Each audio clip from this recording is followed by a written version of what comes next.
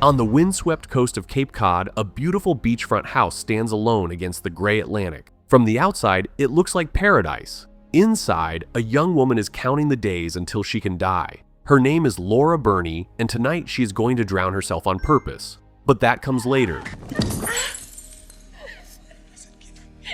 Stop it!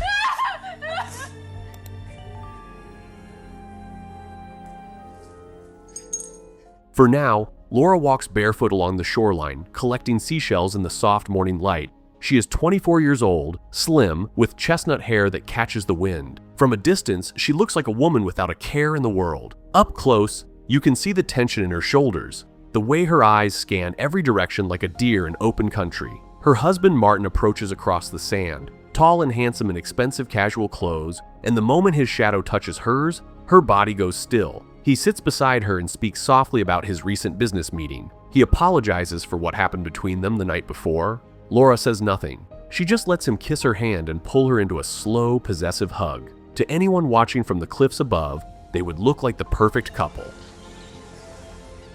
Martin Burney is a wealthy investment counselor, charming and articulate, the kind of man who lights up a room. He is also a monster. Beneath the tailored suits, in the easy smile, lies a violently controlling psychopath with obsessive-compulsive personality disorder, a man who needs the world arranged exactly to his standards, or someone has to bleed for it. The cans in the pantry must face label out. The hand towels in the bathroom must hang in perfect alignment, edges matched to the millimeter.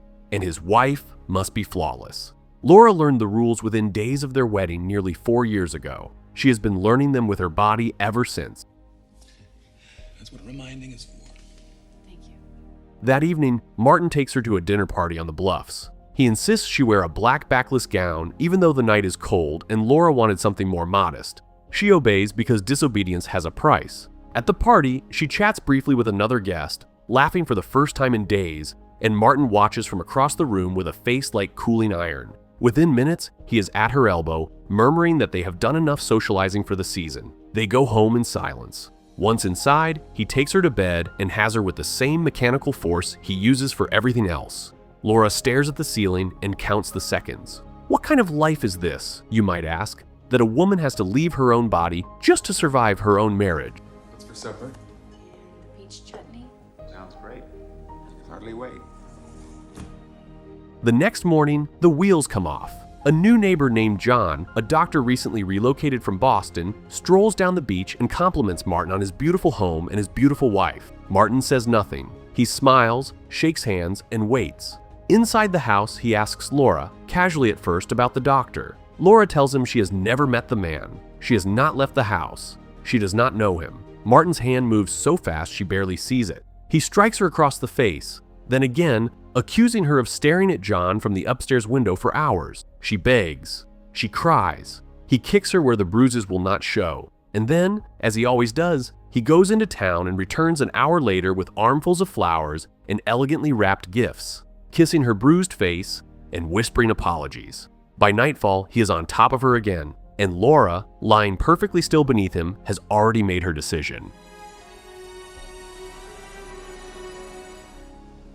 She has been planning her escape for months, years perhaps, quietly, meticulously, in the spaces between his rages. The first piece of the plan is the most dangerous. Laura has been terrified of water since a near drowning in childhood, and Martin knows this. He counts on it, so she has been sneaking off to the local YWCA, lesson by lesson, week by week, teaching herself to swim. She has been hiding small amounts of cash. She has prearranged a packed bag in a closet only she opens. She has even told Martin a small, careful lie that her blind and stroke-impaired mother has died and she has staged a fake funeral.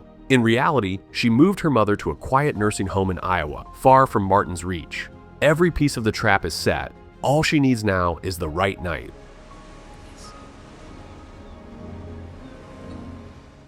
The right night arrives when Dr. John invites them out for an evening sail on his boat. Martin accepts, even knowing Laura cannot by his understanding swim. The cruelty is the point. Before they leave the house, Laura slips outside and quietly smashes one of the public lights along the shoreline near their mansion. She wants one bulb dark, one landmark, a door she can find in the night. The sea is calm when they cast off. Then, almost on cue, a storm rolls in. I wish that moon would come back. Thought you said the weather would be fine. I don't know where this is coming from. The waves rise like black walls. The boat pitches violently. Dr. John struggles with the wheel as Martin loses his footing and is thrown nearly overboard. The doctor lunges, grabs him by the jacket, and hauls him back onto the deck. And in those few chaotic seconds, while both men are tangled together on the slick boards, Laura slips into the freezing Atlantic. She is gone before either of them realizes it. Martin crawls to the rail and screams her name into the wind. He screams until his voice breaks. He tells Dr. John that his wife cannot swim, and the doctor's face goes pale with horror. The Coast Guard arrives. Searchlights sweep the water. Patrol boats grid the coast for hours, and all they find is Laura's empty life jacket, drifting on the waves like a small white ghost. But Laura is not dead.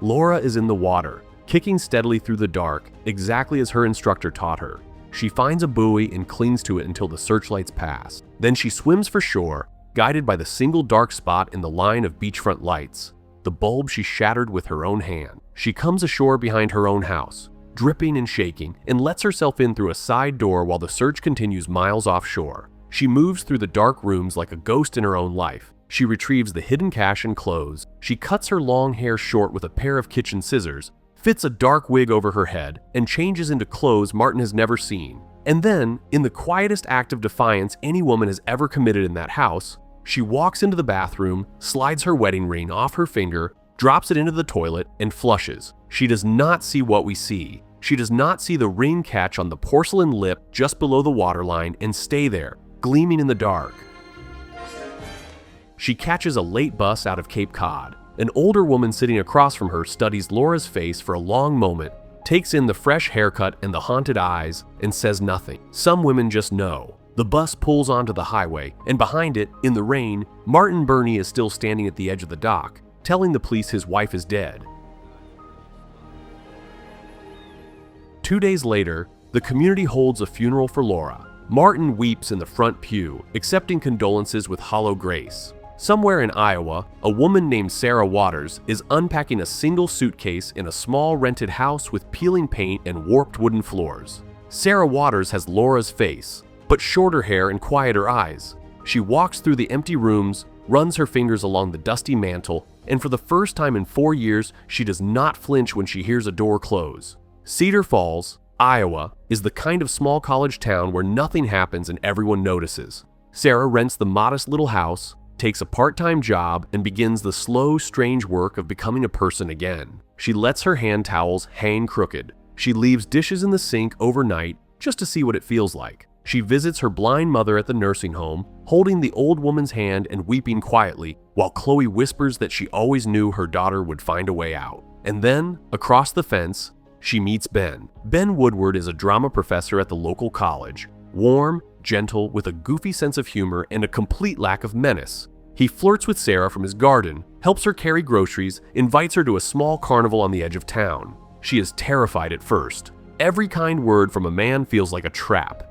But Ben is patient, and Sarah is starving for kindness, and slowly, scene by scene, she lets herself be courted. They go on a date that ends with a tentative kiss in her doorway, and when the kiss deepens into something more, Sarah panics, shoves him away, and tells him to leave. The next morning, ashamed, she finds him and tells him almost everything. She tells him that she is running from an abusive husband. She does not tell him the man thinks she is dead. Ben, to his credit, does not run. He just nods and tells her to take all the time she needs. For a few weeks, Sarah almost dares to be happy.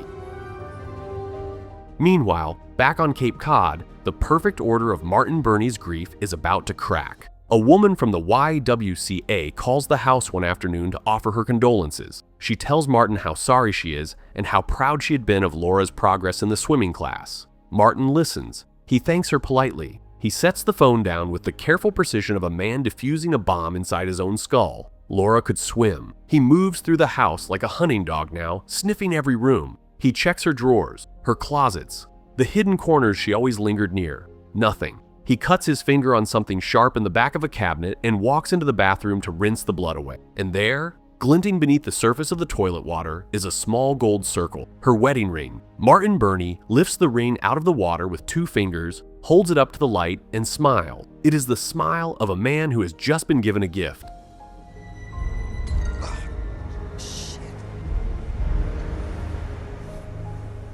Within a week, he has hired private investigators and pieced together the truth. Laura's mother, supposedly dead, was quietly checked out of a Cape Cod nursing home 6 months ago and moved somewhere else, somewhere 2 days of travel away. He drives the timing into a map. He scours nursing homes in a wide radius. And eventually, he finds her in a quiet facility in Iowa. Martin drives there with a calm, focused intensity, like a missile finally locked on target. In Iowa, Sarah is preparing to visit her mother one more time before risking a longer absence. Ben, ever resourceful, uses his theater skills to disguise her, gluing on a thin mustache, dressing her in men's clothes, transforming her into a quiet young man who shuffles into the nursing home unnoticed. Sarah sits beside her mother's bed and lets the old woman touch her face. Chloe runs her fingers over the strange mustache and frowns. Sarah whispers the truth into her mother's ear. She tells her about Martin, about the new life, about Ben. And in another wing of the same building, walking through the same hallways, Martin Burney is showing the staff a photograph and flashing a fake badge. The two of them never see each other. Sarah walks out of her mother's room. Martin walks in. He finds Chloe alone, asks a few quiet questions, gets nothing, and leaves frustrated. In the hallway, Sarah stops at a water fountain to drink. Martin stops behind her, waiting his turn. He looks at the back of the slim young man's head and feels nothing. Sarah feels his presence like ice on her neck, but does not turn. She finishes her drink and walks calmly toward the exit. The world has never been thinner than it is in this hallway. Oh, excuse me, sir. Outside, Sarah escapes.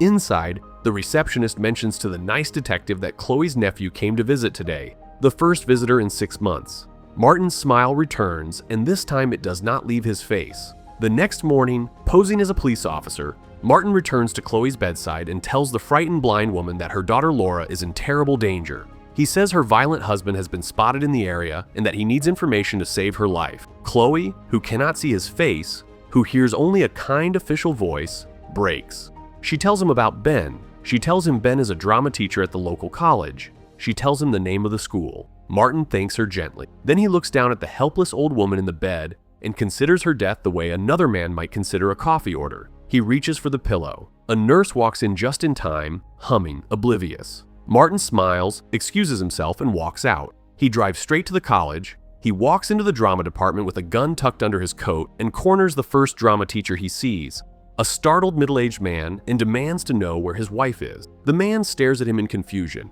then mentions, dryly, that there are several drama teachers in the department, and that he himself is gay and lives with a man, so perhaps the gentleman is in the wrong office. Martin lowers the gun and walks out. He sees Ben teaching a class. He waits. He follows. He sees them together at a crowded fair in town. Sarah laughing, Ben holding her hand. Martin stands at the edge of the crowd, perfectly still, and lets the rage settle inside him like cooling lava. Then he turns and walks to her house. That evening, Sarah comes home alone. She runs herself a bath, slips out of her clothes, sinks into the water, and then her eyes drift, idly, to the hand towels hanging on the rack. They are perfectly aligned, edges matched to the millimeter. The water turns to ice around her body. She climbs out, wraps a robe around herself, and walks through the house barefoot, listening. Ben comes by, sweet and oblivious, and she tries to eat dinner with him and pretend everything is normal. But after he leaves, she puts on a record, and the song that plays is the song Martin used to play. She finds the bathtub overflowing in a room she has not been in. She finds another set of towels arranged in Martin's exacting order. And in the kitchen, the cabinets that were chaotic an hour ago are now lined up perfect. Every label facing forward, every can in formation. Sarah begins to cry. She backs toward the door. And then a voice she has not heard in months speaks from behind her. "Hello, Laura." A knock at the door. It is Ben. Martin presses the gun against Laura's ribs and whispers that if she does anything but send Ben away, he will kill him. Laura cracks the door open and tells Ben she is tired, that she will see him next week. But Ben looks at her face, sees the terror behind her eyes, and finally understands what she has been running from. He crashes through the door. They struggle across the living room, But Ben is a drama teacher, and Martin is something else entirely. A blow to the temple sends Ben crashing to the floor, unconscious. Martin straightens up, smooths his shirt, and turns to Laura. He pulls her into a slow, sickening dance, gun against her back. From his pocket, he produces the wedding ring, retrieved from the bottom of a toilet, and holds it up to her face. "Did you really think," he whispers, "that I would not find you?" Laura looks at Ben on the floor. She looks at the man who has owned her since she was 20, and something inside her, something that has been bending for 4 long years, finally breaks the other way. She drives her knee into him, hard. The gun clatters to the floor and Laura dives for it. She comes up on her knees with the revolver shaking in both hands, pointed at his chest. Martin laughs softly and tells her she does not have it in her. He tells her to go ahead and call the police, that she will beg them to protect her, the way she always has. Laura backs to the phone, gun still trained on him, and dials. "Hello," she says. "I have just shot an intruder. Please send someone." Martin's face changes. She squeezes the trigger. Once, twice, 3 times. Each shot rocks him backward until he crumples to the carpet, his perfect shirt blooming red. The gun slides from her hand. She falls to her knees, sobbing, finally free. But Martin Burney does not die easily. His hand shoots out and grabs her by the hair. He fumbles for the revolver and presses the barrel against her face. He pulls the trigger. The hammer clicks dry. Click, click. The chambers are empty. She fired everything she had into him. His eyes widen with something almost like wonder, and then the light behind them goes out and his hand falls away. Laura crawls across the bloody floor to Ben. She lifts his head into her lap and whispers his name until his eyes flutter open. Outside, far away, the first sirens begin to rise. On the floor near Martin's body, a small gold wedding ring glints in the lamplight, inches from his open hand, still, at last, where it belongs. A woman walked into the ocean to die so that she could live, and the man who thought he owned her learned in the last seconds of his life what a free woman will do to stay free.